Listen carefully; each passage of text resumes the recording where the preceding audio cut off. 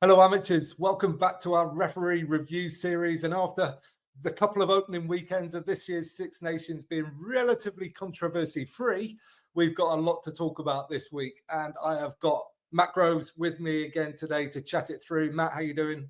Very well, thanks, mate. How are you today? Good, very good. How was your weekend of refereeing?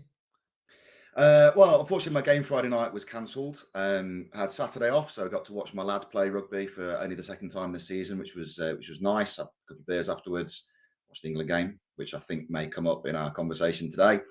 And then, two games on Sunday: the 16 boys in the morning, and then a really enjoyable ladies' game in the afternoon. Lovely, lovely weekend of rugby. Very rugby orientated. Fantastic stuff. Fantastic. Okay, people, as I mentioned in that intro there's a lot of things that we could be talking about. What we've done is picked out the things that present the most interest. The videos that I did post-game for each of the game have got my opinion about a lot of the decisions that happened in the game. So if you want a sort of discussion about every single item, go and watch those videos. But we're going to talk through a few items here that we think will provide the most interest and the most benefit. And as always, this is a discussion of law and law application, and it's here to just kind of expand the knowledge, share thoughts about refereeing, the laws, and how it's all applied so that everybody can enjoy the game a little bit more. So with that in mind, the first one we're going to look at was the 73rd minute, Wales versus Ireland. 6-point game, and Ellis Mee looks like he's scored the try, which is going to bring Wales right back into contention. And my God, it was close. The referee, the officials on the pitch gave it as a try, but referred it immediately because they were certain that it was a very close call. Matt, what was your take on what happened next? So it was I'd literally just walked back into my clubhouse at my local club, got a beer in my hand, turned to the big screen, and then there's Christoph Ridley having to make a really, really tight call. And as you said, because of where it was in the game, I mean, I'd not been watching the game because I've been watching something else. So, seeing Wales that close to Ireland was quite surprising in its own right. But yeah, seeing that score in the corner, Christoph, by the way, should point out, has won this badge as well. He was a member of the Leicestershire Referee Society, so big shout out to Christoph. Obviously, we're all on the same trajectory. You'll see us all on television at some point, I'm sure, Tim. So it was a really, really tough call. I think that his on-field decision of try, unless on-field decision is a try, let's refer it and review it, is absolutely the right way to go, because in real time you see that and you go, that's an amazing piece of athleticism there, that to get the ball grounded under that much pressure with a tackle coming in, and it was a really good tackle to get him into touch. I thought the main bit of the decision was going to be about the timing of the grounding compared to his left elbow being in touch. And when you look at that, I mean, frame by frame, is which is the millimeter closest. It was a really, really tough call, but TMO call, I think, was absolutely correct, that the other angle, seeing the grounding of the ball, and while there was not much separation, if any separation, I don't think, from fingertips to ball, the ball was on the ground and then pushed forward. So correct call made by the TMO, and I think it just goes to show the correct use of the TMO protocol and what it's there to do to make sure that the big decisions are being made in the correct way and we're getting the right outcome. Because real time, if that happens on a Saturday afternoon at my kind of level, you see that scored and you go try, you blow the whistle and you carry on. No opportunity to go back and review that level, that minutia. There's little millimeters of difference. You award the try and you write it down in your scorecard and crack on. And to be fair, in real time, don't think you'd have any complaints either, because it looked like a try, really. It was close, but it did look like a try. Now, I've got to say, I always say that I'm learning all the time with this stuff. And my initial reaction was actually wrong, I believe now. So my initial reaction was I was surprised that it was given a knock on because there was no separation between the hand and the ball. But then there was quite a few comments on the post-match video that I did about that. And I was like, hang on. Of course, because he's put the ball on the floor with his hand, he's no longer in possession of the ball as such. So as soon as that's short of the line and it's still pushing against the ground, that's when it becomes a knock on, because if the ground wasn't there, the ball would drop away basically. So yeah, Yes, and I think one of the things that was certainly an interesting topic for me to think about was, does that still count as a single reach to score? Because obviously, when you tackle short of the line, you can still reach forward to ground the ball. But I think the important thing there is you're absolutely right, Tim, that the ball is on the ground. Once the player is on the ground and the ball is on the ground, well, at that point, hands away. So yeah. yeah, I think, but it's again fine margins, mate. Really, really fine margins. Yeah, that was a brutally tough call in a really, really key part of the game. And like I said, after my initial reaction was incorrect, I think they absolutely got that spot on. Now, okay, let's move on to the next one. And this is a big kind of question around TMO remit, really. So in the Wales Ireland game, there was the line out 5 minutes from the Welsh line. It looked like it had been knocked on by the Welsh. That was what the referee called in real time. There was a stoppage immediately afterwards, and the TMO saw that it was a clear and obvious mistake by the referee. The Irish player had actually played the Welsh player in the air, and therefore it should have been a penalty. Now, this is a sort of discussion around TMO remit because, for example, another example that wasn't picked up was the very last play of the England-Scotland game, where you could see clearly that Elliot Daly had Kyle Rowe around the neck whilst making a tackle, which is illegal. So why didn't the TMO come in that scenario as well? So this is a very difficult kind of woolly question, but Mm. I understand why it's confusing for fans, why sometimes they come in and sometimes they wouldn't. Any thoughts on any of that, Matt? Any of that word soup I just gave you? So the TMO protocol, and obviously does not, as a community level referee, we have no such luxury at my level. But the protocol that they use in the elite game is documented from World Rugby. There were some slight tweaks to it for January 1st this year. At the same time that World Rugby came out with their law trials that obviously we spoke about earlier on in the Six Nations series that you're doing. At the same time, there was a slight tweak to the TMO protocol, largely inconsequential, but it basically meant that the type of the referrals could be changed ever so slightly. And I think some of it is off the back of the World Cup final, where Wayne Barnes made ultimately I think the correct decision in not awarding the All Blacks the try after the clear knock-on that had been missed by the on-field team, but the TMO reviewed it and quite clearly that was a knock-on. And and Wayne, in the Whistleblowers documentary that we spoke about last year, it made a really, really good point that the game of rugby needs to be decided on the actual what really happened. And can you have a World Cup awarded because someone missed a clear and obvious knock-on? And that's not right. That's not what World Rugby wants. And certainly, from my perspective as a community referee, we want the game, the outcome to be decided by the players, not by the officials. The players should be deciding who wins and loses the game. So, sorry, a lot of preamble there to get to the point of the TMO protocol. So the TMO protocol is defined. There are certain aspects that the TMO can act as part of the team proactively. So certainly when it comes to foul play, the TMO can intervene, and you'll see that at the elite level that there's a high tackle or this head contact, particularly because it's such a fast and dynamic game at the elite level. The on-field team will miss things because once that breakdown is over, they'll be on to the next phase. So absolutely understandable that TMO will come in for those kind of things. But the buzzword, the key word that you mentioned earlier, Tim, clear and obvious.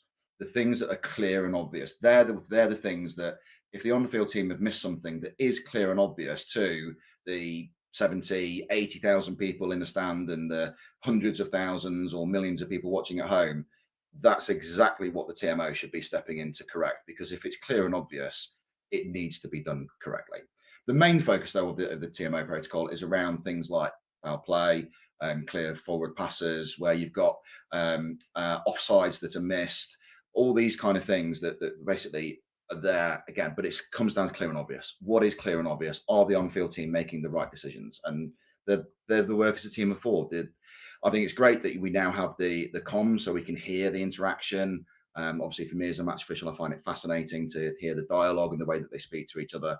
And the delivery on field now of the sorry, not on field, the stadium having the ref mic so that everyone in the stand can hear, just like we've had on television, I think is a good step forward as well.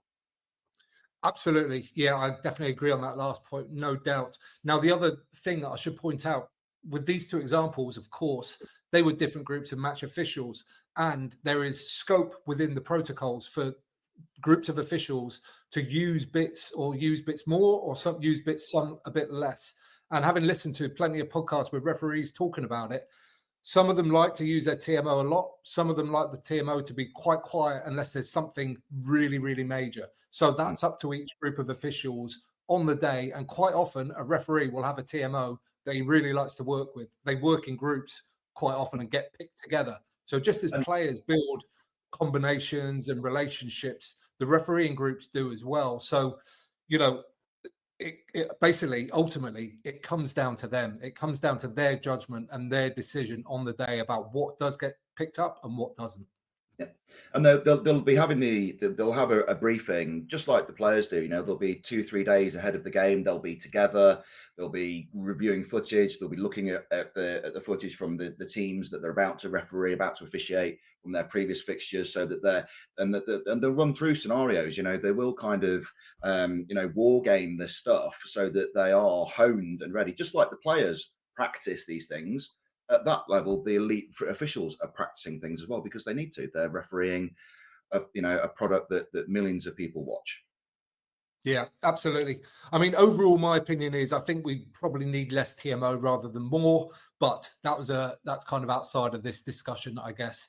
Okay, moving on to the though, Tim, rugby, we are getting it way, way better than the majority of other sports. Certainly the interventions of the football equivalent, VAR, is awful compared to where we are with rugby. I think we're not in a bad place at all when it comes to rugby and the use of the video technology. Yeah, good point. Good point. I agree with that. Okay, the next one, and this is probably the most iconic moment of the weekend in terms of decisions, and this is the Maro Itoje flying turnover that he did against the Scots when he seemed to be levitating for a little while there.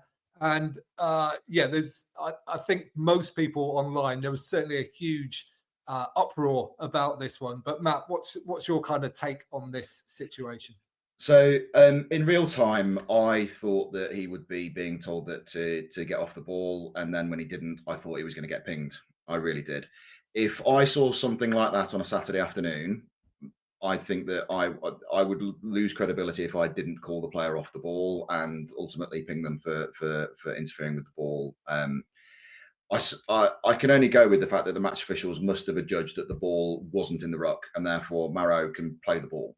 But I think the way that I best phrase it is that it looked just all kinds of wrong.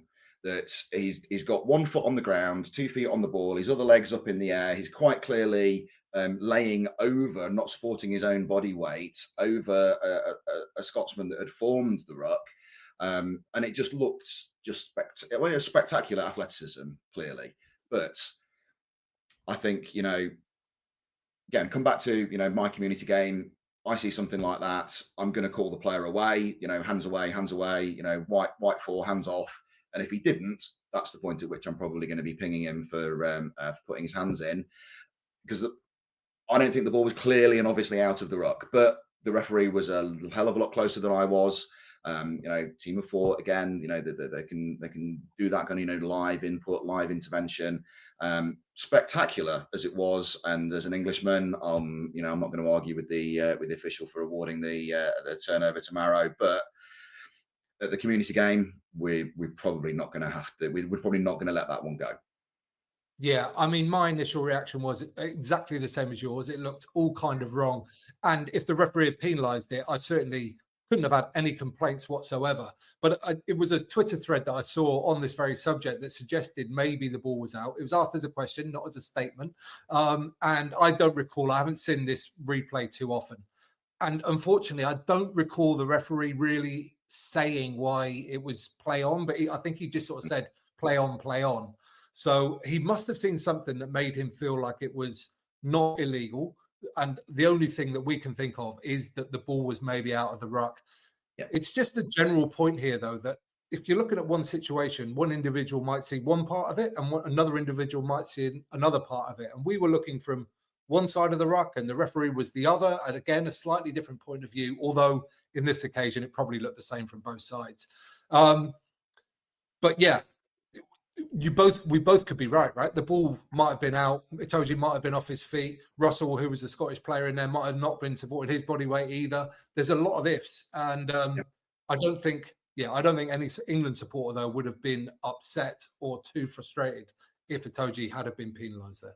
No, and I think you make a really good point here about the communications, and that's where the match officials will be communicating. Obviously you're in a stadium with thousands of people; it's really, really loud to hear.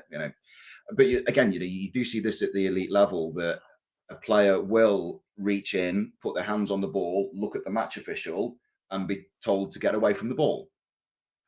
But at the elite level, where those fine margins exist, that 3/4 of a second, 1 second that they bought for all of their mates in the defensive line, that they've done their job at that point. And it's again, the difference between the elite level game and the community level game, because it's the sheer pace of it. Yeah, absolutely. Okay, let's move on to the next item. And this one, again, actually another quite controversial one. This was Tommy Freeman's try for England, where he did a great job initially, I thought, of running directly at the referee, which I think is always a good tactic for players to do. He kind of half got in the way of Finn Russell. The referee's got to stand somewhere. It's not the referee's fault. I thought, I'm not even sure if Freeman did it deliberately either, but anyway, he did. Freeman got over. The referee awarded the try initially. He believed he saw it grounded. And then there was definitely some TMO chatter. The Scottish players definitely questioned whether it had been grounded. Take it from there, Matt. So I would say that the match official's positioning 3 seconds before the try was he was a bit lost, if we're honest. He was not in the best position. However, the way that he spun out and then ended up in the perfect position, fair play to him. Because when he awarded that try, he could not have been in a better position, literally the best seat in the house, 2 to 3 meters away with the perfect angle. There's no television angle that was better than the angle that the match official had given himself to make that decision. So absolute kudos to the match official. Brilliant decision, also a brilliant position in order to make a decision. Was the ball grounded or not? There's nothing clear and obvious on the television to say that it was. Equally, there's nothing clear and obvious on the television to say that it kind of wasn't. It's one of those where you've got to go with the on-field decision, because there was no better angle than the one that the referee gave for himself. What I would also add, though, is if the ball was held up, well, let's go back a second or so to the actions of one of the Scottish defenders, Schumann, I think it was, who made direct head contact with Freeman as he was crossing the line to score. So I think there's the potential argument there that even if the ball was held up, well, let's look at how the ball was held up, and it was held up by a player who was potentially guilty of some foul play. Now, that wasn't looked at the time. It wasn't discussed at the time, so we won't ever know what the decision would have been had they looked at that. But you kind of go through the protocol of, was there head contact? Yes. Was it the result of foul play? Yes. Therefore, let's look at the degree of danger. And I would say that the player was quite clearly losing his height. There were 2 other tacklers already involved. So there's lots of mitigation to say that that's nowhere near a red card, and I would completely agree, nowhere near a red card for that. But did it interfere with the score? Did it prevent a score? And again, we're never going to know because it was never discussed, but I think there's a strong case to say that Schumann's intervention that included the foul play would have prevented the score had it not already been scored. Does that make sense? Yeah. Yeah, absolutely, it does. It's a very interesting one, I think, because sometimes in the act of scoring a try, so much other stuff goes missing because everybody's so focused on whether it was a try or not. So I'd be absolutely thrilled to know whether the officials would have gone on to look at that had they deemed it being held up, because I'm not sure if they would, because they're so focused on something else. It's an interesting one. It's a very tough one. I think if I'd been Scottish, I'd have felt quite hard done by.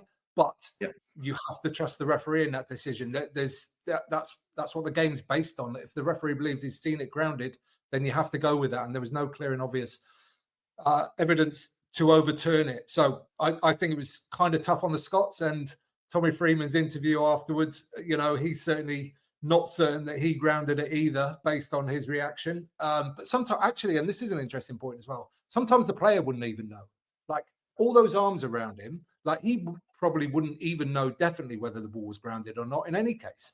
So it's a very difficult one, but I can understand some Scottish frustration around that one for sure. Okay. I think, generally English frustration at the performance as well. If we're honest with each other, Tim, it was not a game that I think we can come away with having said that we deserved to win the game. We won the game, and I'm very, very happy that we did. But I've got a few Scottish mates, and they're all less than happy at the outcome, and I can only feel for them. If the shoe was on the other foot, I think we'd both be pretty gutted. If England had lost by 1 point, having played the way that Scotland did, we'd be proper gutted. Yeah, that was my exact reaction after the game when I did the post-match live. I said England won, but did they really? Anyway, let's move on to the next one, because it's one of our favourite subjects here on the referee review, and this is forward passes, or rather not forward passes, because they go backwards relative to the player, not the pitch. And we are going to look at the Ben White try for Scotland in the 4th minute against England, which was an absolute cracking bit of play by the Scots. But let's look at the first sort of pass, the first sort of crucial pass, I should say, from Duhan van der Merwe to Blair Kinghorn. What do we see, Matt? So, yes, it is an interesting topic that's had to come up again. So I think the reason that this one looks particularly egregious is that it quite clearly starts one side of the halfway line and quite clearly finishes the other side of the halfway line. And because the camera is pretty much bang on the halfway line, you've got this absolutely amazing view of the ball going from one side of from the Scottish half into the English half, and therefore lots of people will say, well, therefore the ball must have travelled forwards because it's gone from the Scottish half to the England half, and that's therefore forwards. But again, you look at the camera angle, you look at Van der Merwe as he's being tackled and his momentum, and again, as I said with the DuPont try, these guys are professional athletes. These are quick guys. Van der Merwe is a very quick guy. As he's being tackled and he pops the ball up, he offloads it. When you watch the replay, and I don't know if you can overlay it on top of this conversation, but you'll see quite clearly that the ball is in his hands when he passes it. But by the time that Blair Kinghorn catches the ball, Dewey is way further ahead. He's a good meter. His head is a good meter ahead of where the ball was. So even if you say, well, the angle of his body has changed, therefore that's why his head is a meter further of the ball. Well, that's best case. That's a flat pass, then, isn't it? But yes, relative to his motion, did that ball travel forwards? No, it didn't. That is, and I'm saying this as an Englishman, and I was absolutely gutted to be 5-0 down after 4 minutes. But yeah, there was absolutely nothing wrong with that pass at all. That's a backwards pass, and the Scots did well to score it. Yeah, absolutely. Interestingly, this didn't actually pick up a huge amount of reaction on social media. I didn't see anybody mention this one. I guess there was other stuff going on that was probably a little bit more obvious. But interestingly, for this try, actually, that pass was forward relative to the pitch, and the next 2 passes were as well. So all 3 of the final passes that led to that try were forwards relative to the pitch, which isn't forwards in rugby union. They were all passed backwards relative to the player, and therefore legal. Yeah, so nothing wrong with any of them. And trust me, Tim, if I could make an argument to say that those passes were forward, I would be trying to make that argument, but I can't because they weren't. Absolutely. Okay, good stuff. We'll bring this one to a close now. People at home, love to hear what you think on some of the things we've spoken about today. And if there's any other incidents that you really want to talk about, us to talk about from this week, let us know in the comments down below, and we'll do it on the next one. We'll sort of go through them again there as well, or we'll just answer them in the comments. Either way, we're going to keep it super friendly because we're all here to enjoy the game and learn a little bit at the same time, which, I definitely have done this week myself, gained a little bit more of understanding, which is what it's all about. So keep it friendly. Give us a thumbs up while you're down there, if you don't mind. It just leaves me to say, Matt, thanks very much for your expert assistance once again today. It's been my absolute pleasure, Tim. as always. Okay, and people at home, subscribe there. You can watch that one next, and don't forget to get out and play.